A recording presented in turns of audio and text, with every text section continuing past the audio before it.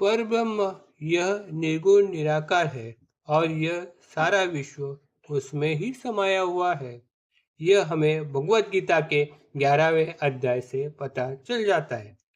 इसमें अर्जुन को हुए विश्व रूप दर्शन से वह भगवान से कहते हैं, तुम ही आदि देव पुराण पुरुष सारे विश्व के आधार नाते निय और परम धाम हो। हे अनंत रूपो, तुमने ही ये विश्व को चारों ओर से धारण किया हुआ है।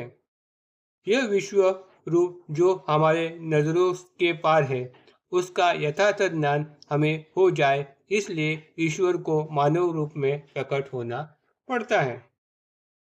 इस तरह ईश्वर मानव रूप में प्रकट होने की वजह से हमें उन्हें पहचानने में समय लग जाता है। श्री साई का पूर्व वृत्तांत तो किसी को पता ही नहीं था। वह एक सुंदर बालक रूप में प्रथम शिरडी में दृष्टिगोचर हो गए। फिर बाद में वो बारातियों के साथ शिरडी में आए।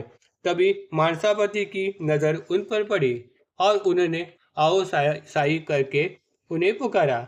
बाबा ने भी वही नाम धारण कर लिया। उसके बाद अपने पूर्ण अवतार काल में वह मानो एक बहुरूपियों की तरह अनेक रूप में वह भक्तों के सामने अनेक अनेक प्रसंगानुसार प्रकट हो गए।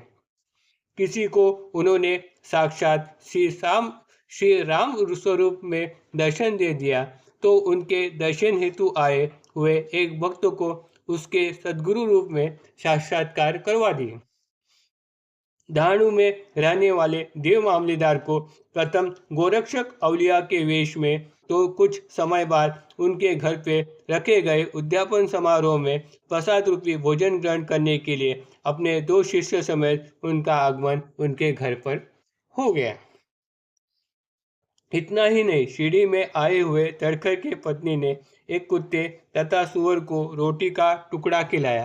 तभी बाबा ने उसे कहा कि मैं ही पशु रूप धारण करके उसका ग्रहण किया।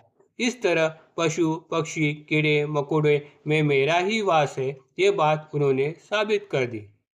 किस भक्त को उन्होंने शरीर के विभिन्न अवयवों को अलग अलग करके खंड विखंड यह अद्भुत योग लीला का दर्शन करवा दिया। माधवराव देशपांडे उनसे वो इस तरह से घुल मिल गए कि कृष्ण अर्जुन की तरह सख्य भक्ति रूपी लीला सबको दिखाई। तो कुछ प्रसंगों में उन्होंने इस तरह रुद्र रूप धारण किया कि मानो वो पहले काल के साक्षात रुद्र ही हो।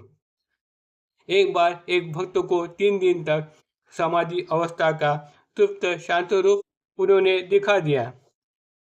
इस तरह अनेक विधि रूप में श्री साईनाथ ने अपने दर्शन भक्तों को करवा दिए। आज भी उनके अनन्य भक्तों को उनके अविनाशी तेजोमय स्वरूप की प्रतीति आए बिगाड़ नहीं रहती और आगे भी आती रहेगी, लेकिन उसके लिए चाहिए भक्तों के मन में दृढ़ श्रद्धा और भक्ति। Om Sai Ram. Please like and subscribe my channel.